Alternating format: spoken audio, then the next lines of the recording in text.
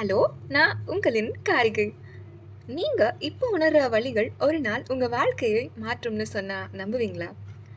அதுக்கு ஒரு அழகான குட்டி கதைய இன்னைக்கு உங்ககிட்ட ஷேர் பண்ணணும்னு தோணுச்சு.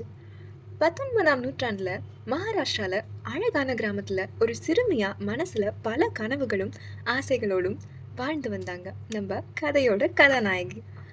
9 வயசுலயே கல்யாணம் பண்ணி வச்சுட்டாங்க. அந்த காலத்துல அது ரொம்ப சாதாரணம். ஆனா அவளோட மனசுக்கு அது ரொம்ப பெரிய மாற்றம். காலம் போச்சு.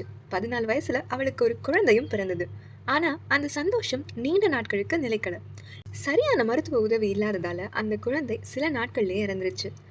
மனச மாற்றி மகிழ்ச்சியா வாழ ஆரம்பிச்ச அவளுக்கு ஒரு பெரிய இடியா இருந்துச்சு இந்த நிகழ்வு. அந்த நாள் ஒரு அம்மாவா அவ உடைஞ்சா. அவ மனசுக்குள்ள நிறைய கேள்விகள். நான் ஏன் என் குழந்தைய காப்பாத்த முடியல? நான் மருத்துவரா இருந்திருந்தா என் குழந்தைய காப்பாத்திருப்பேனோ? அந்த வலி, குற்ற உணர்ச்சி அவள தினமும் துரத்திக்கிட்டு இருந்துச்சு. ஆனா அவ அந்த வலியில இருந்து ஓடி ஒளிஞ்சுக்கல. அவ அதையே அவளோட பர்பஸா மாற்றினாள். என் வலி யாருக்கும் வரக்கூடாது. இன்னொரு அம்மா இப்படி மனசு உடைஞ்சு அழக்கூடாது. நான் மருத்துவர் ஆகணும் அப்படின்னு முடிவு பண்ணா. அந்த காலத்துல பெண்களை படிக்க அலோவ் பண்ண மாட்டாங்க. பெண்கள் வீட்டிலேயே தான் இருக்கணும் அப்படின்னு சொல்லுவாங்க. உறவுகள் எதிர்ப்பு, சமூகத்தின் எதிர்ப்பு, இது எல்லாத்துக்கும் அவ சோர்ந்து போகாம அவ எடுத்த முடிவுல ரொம்ப ஸ்ட்ராங்கா இருந்தா. அவளோட கணவர் அவளுக்கு ரொம்ப உறுதுணையா இருந்தாரு.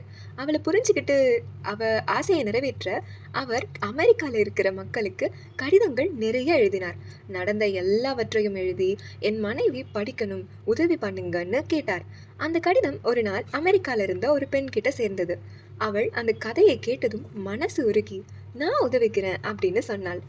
19 வயசுல அமெரிக்காக்கு போனா. அந்த காலத்துல விமான வசதிகள் எதுவும் இல்ல. பல மாதங்கள் கடல் பயணம் செஞ்சுதான் போகணும். புதிய நாடு, புதிய மக்கள், மொழி தெரியாத ஊர், உடம்பு பலவீனம், தனிமை, யாரும் இல்லாத ஒரு வாழ்க்கை, இப்படி பல இன்னல்களோட அங்க வாழ்ந்தா. அது மட்டும் இல்லாம வகுப்புல நிறைய கிண்டல் கேளிக்கைகள், அவமானங்கள். இந்த மாதிரி எல்லா விஷயங்களும் ஒரே நேரத்துல நம்ம எப்படி எதிர்கொள்ள போறோம் அப்படின்னு நினைச்ச அவ பயப்படவும் இல்ல. அவ எடுத்த முயற்சிய கைவிடவும் இல்ல. உடம்பு உடைஞ்சாலும் மனசு மட்டும் உடையல. அவள் கடின உழைப்போடும் மன உறுதியோடும் போராடினா. 21 வயசுல மருத்துவராக பட்டம் சூட்டப்படுறா. இவ்வளவு நேரம் நம்ம கதையோட கதாநாயகி வேற யாரும் இல்ல. இந்தியாவின் முதல் பெண் மருத்துவர் ஆனந்திபாய் ஜோஷி. ஆமா, அவங்களோட கண்ணீரை ஒரு பெரிய வரலாற்றா மாத்தினாங்க. ஆனா அவங்க உடம்பு அவங்க போராட்டத்தை தாங்கல. நோயால் 22 வயசுல இறந்துடுறாங்க. ஆனா இது அவங்களுக்கு தோல்வின்னு நினைக்கிறீங்களா? கிடையாது. அவங்க வாழ்க்கை நீண்ட நாட்கள் இல்லாம இருக்கலாம். ஆனா அவங்க ஏற்படுத்தின அந்த தாக்கம் இன்னும் வாழுது. அவங்க எடுத்த ஒரு முடிவு இன்னைக்கும் இந்தியால ஆயிரக்கணக்கான பெண்களின் கல்வி மற்றும் மருத்துவ பயிற்சிக்கான முன்னோடி சின்னம் அவங்கதான். எவ்வளவு தன்னம்பிக்கையான ஒரு கதைல. நீங்க இப்போ உணர்ந்துட்டு இருக்கிற வழி நாளைக்கு உங்களோட பெரிய பலமாகிறது உங்க கையில தான் இருக்கு. புரியும்னு நினைக்கிறேன். எப்பவும் மறக்காம அழகான உங்க குட்டி ஸ்மைலோட இருங்க. ஓகே, பாய்.